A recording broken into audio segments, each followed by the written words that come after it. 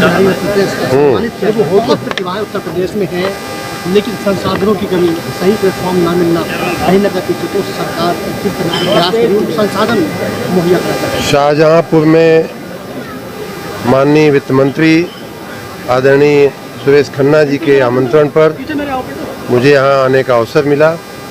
उनके सहित सभी जिले के जनप्रतिनिधियों का, माननीय सांसदगण का, माननीय विधायकगण का, उनका स्वयं का मुझे बहुत स्नेह मिला, जनता का बहुत स्नेह मिला। उसके लिए मैं बहुत ही धन्यवाद करता हूँ।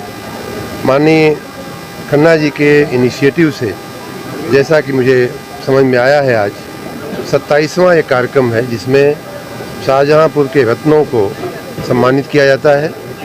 इस बार एक महिका खन्ना जी को सम्मानित किया गया है, जिनको जो बहुत ही अभी युवा खिलाड़ी हैं, अभी 2007 की जन्मी हुई हैं, 16 साल 17 साल भी अभी उनको पूरा नहीं हुआ है, फिर भी उन्होंने प्रदेश स्तर पे, राष्ट्रीय स्तर पे अपनी पहचान बनाई है।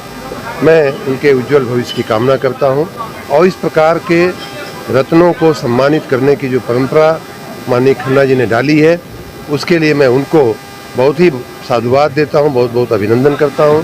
उनकी कमेटी के लोगों को भी अभिनंदन करता हूं और यहाँ की जनता को भी अभिनंदन करता हूं कि माननीय खन्ना जी के ऐसे दूरदृष्टि वाले कार्यों को पहचानते हुए माननीय खन्ना जी को 8वीं 9वीं बार जो है विधायक चुना गया है यहाँ से।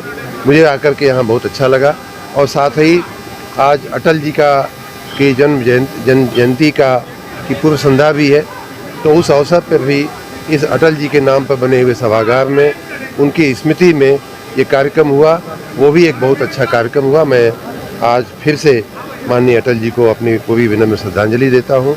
ईश्वर उनकी आत्मा को शांति दें, इसके लिए प्रार्थना भी करता हूँ और माननीय खन्ना जी सहित सभी आयोजकों का बहुत बहुत धन्यवाद। सर एक सवाल ये कि जीरो उत्सर्जन को लेकर पूरी दुनिया काम कर रही है।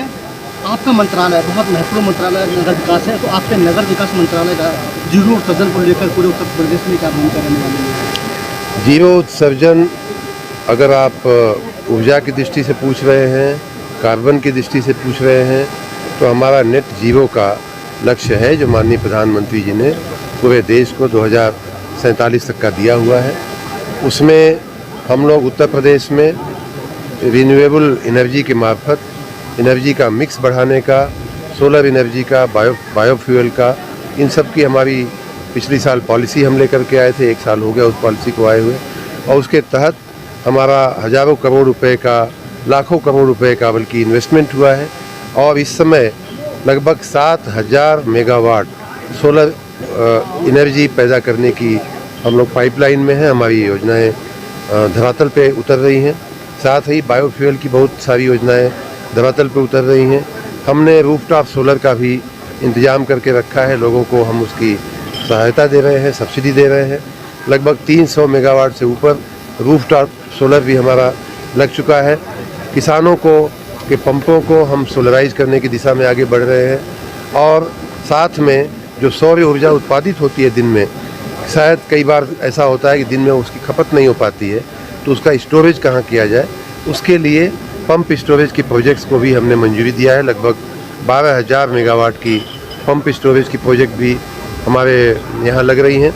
तो इस प्रकार हम नेट जीरो इमिशन जिसको कहते हैं, जिसकी आप बात कर रहे हैं, उसकी दिशा में हम आगे बढ़ रहे हैं और मिक्स करते हुए साथ ही हम तापीय ऊर्जा को भी बढ़ाने के उसमें रास्ते पे जा रहे हैं। ओबरा में हमने नया प्लांट का हमने शिलान्यास करने की दिशा में आगे बढ़ रहे हैं। इस प्रकार तापीय ऊर्जा और सौर ऊर्जा, बायोफ्यूल एनर्जी, इन सभी का मिश्रण करते हुए हम नेट जीरो के लक्ष्य को हासिल करेंगे।